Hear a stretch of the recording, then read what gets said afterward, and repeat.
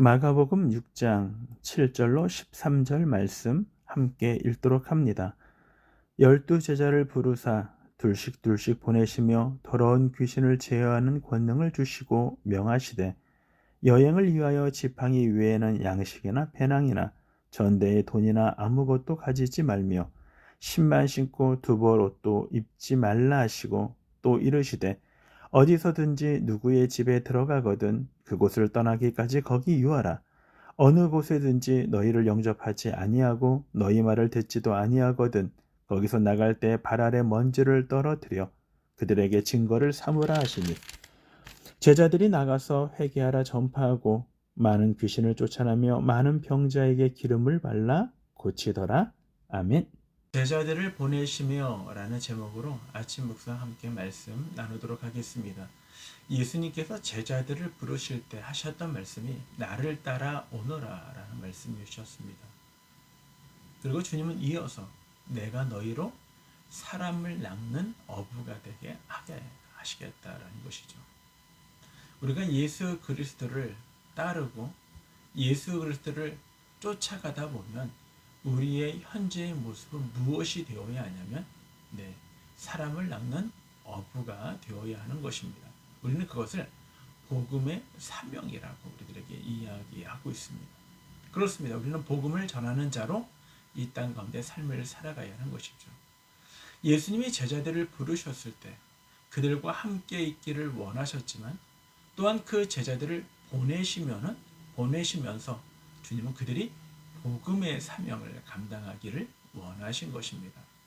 그러므로 우리가 복음의 사명을 받은 우리가 이 땅 가운데 어떤 삶을 살아가야 할까?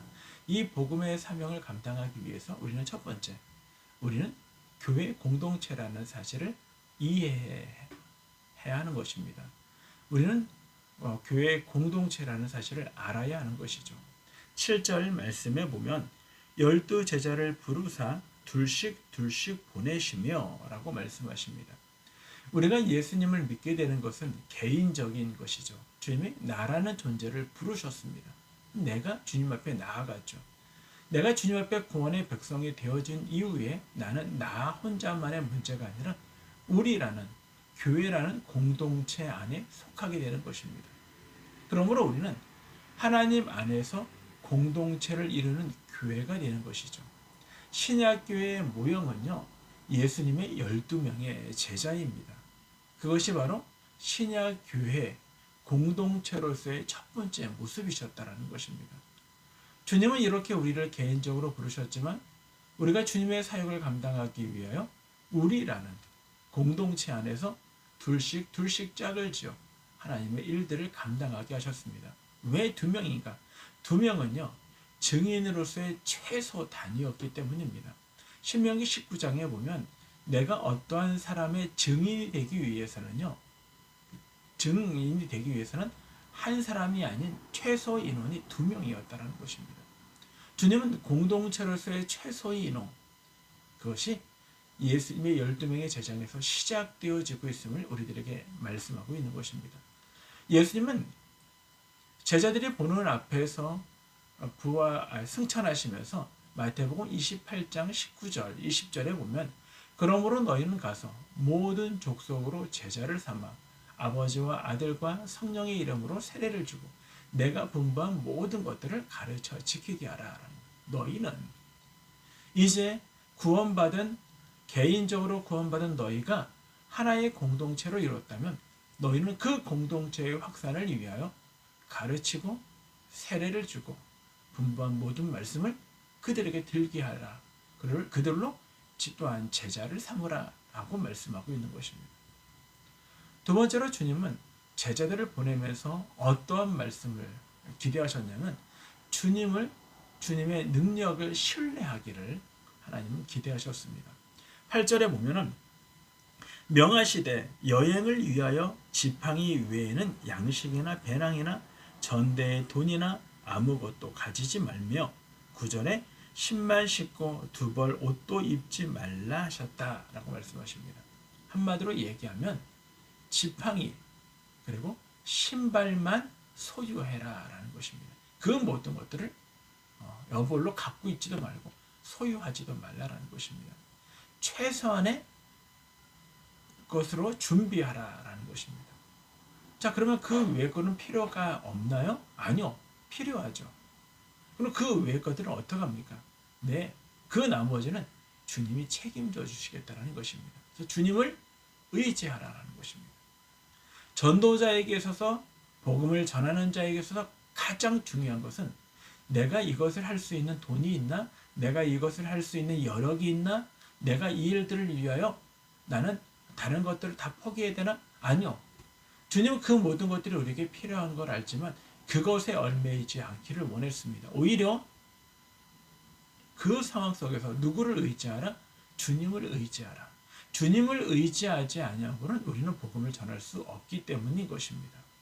최소한의 거로 준비하고 그 외 것들은 하나님의 준비하시고 하나님이 채워주심을 우리들에게 이야기하는 것입니다. 그런 면에서 우리는 주님을 신뢰해야 합니다. 주님을 의지해야 하는 것입니다. 그래서 7절에 보면 이렇게 말씀이 이어지고 있죠. 더러운 귀신을 제어하는 권능을 주셨다. 주님은 우리들에게 사명만 주시는 것이 아니라 감당할 능력도 주셨어요. 우리가 복음을 전하면 가장 싫어하는 존재가 누굴까요? 네, 사단, 마귀입니다. 그는 우리를 때때로는 억압하기도 하고 우리로 낙심하기도 하고 그리고 어려움을 우리 앞에 놓이기도 하는 것입니다. 때로는 우리를 유혹하기도 해요. 그래서 이 마귀, 이 귀신을 제어할 수 있는 능력을 우리들에게 하나님이 허락해 주셨다는 것입니다. 누가 우리를 대적할 수 있겠습니까? 누가 우리를 무너뜨릴 수 있겠습니까? 바로 우리는 이 어려운 현실을 이 복음을 전하다가 낙심하기도 하고 수치스러움을 당하기도 하고 그리고 모욕적인 언사를 듣기도 하고 또는 유혹을 받기도 할 것입니다.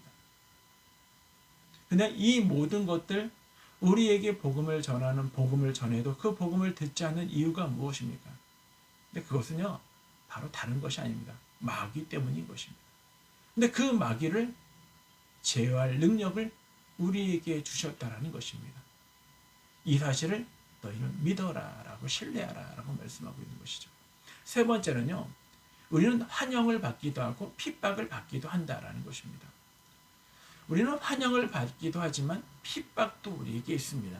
10절 말씀해 보면 또 이르시되 어디서든지 누구의 집에 들어가거든 그곳을 떠나기까지 거기 유하라. 이거는 환영받는 것입니다. 인정받는 것입니다. 네, 대접받는 것이죠. 그러나 11절에 보면 어느 곳에든지 너희를 영접하지 아니하고 너희의 말을 듣지도 아니하거든 거기서 나갈 때 발 아래 먼지를 떨어뜨려 버려 그들에게 증거를 삼으라 라고 말씀하십니다. 그러나 모든 사람이 우리를 환영하느냐? 아니요. 우리를 핍박하는 사람들이 있다는 것입니다. 복음을 전하면 우리를 무시하는 사람들도 분명히 만나게 된다는 것입니다. 그런데 내가 이 복음을 전하기 위하여 그들과 타협한다? 그들의 이야기를 듣고 내가 좀 양보한다?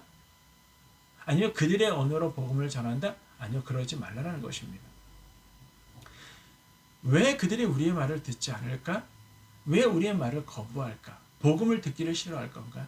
그 내면은요, 그들은 죄를 사랑하기 때문입니다. 죄와 함께 있기 때문인 것입니다.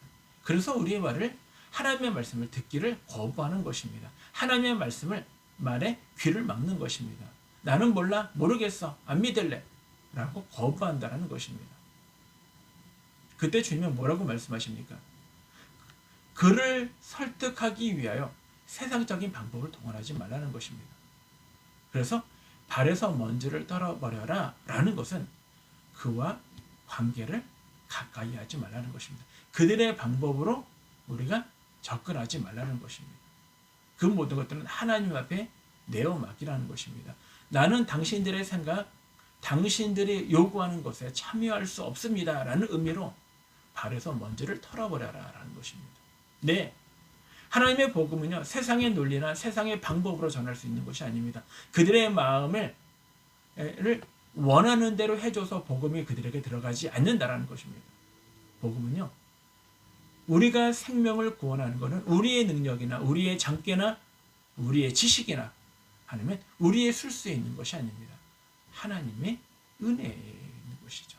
하나님의 방법으로 해야 한다 라는 것입니다. 말씀을 정리하겠습니다. 우리가 이 땅 가운데 우리는 무엇으로 하나님께 부름을 받았습니까? 복음을 전하는 자로 부름을 받았습니다. 우리는 복음을 전하기 위하여 세상적인 논리나 세상적인 방법은 거부하라는 것입니다. 오히려 우리는 내가 무엇을 할 수 있는 것이 아니라 우리의 공동체가 함께 할 수 있다. 함께 복음을 전해야 하는 교회의 공동체라는 사실을 알아야 한다는 것입니다. 그리고 우리는 하나님의 복음을 전하기 위하여 주님을 의지하고 주님을 신뢰해야 할 것을 우리들에게 말씀하고 있습니다. 오늘 여러분의 직장이나 여러분의 삶 속에서 내가 복음을 전하기를 원한다면 나는 주님을 신뢰하고 있는지, 나는 주님을 의지하고 있는지를 먼저 확인하시고요. 그러시다면 여러분 그를 위하여 기도하시고 그의 방법이 아니라 세상적인 논리가 아니라 복음을 전하기를 주저하지 마시고 담대하게 전하십시오. 그 이유는 하나님이 놀라운 역사 가운데 생명을 구원하실 것입니다. 오늘 저와 여러분 부름을 받은 구원 복음의 백성으로, 복음의 자녀로, 복음의 성도로 오늘을 살아가시는 저와 여러분 모두가 되기를 주님의 이름으로 축원합니다.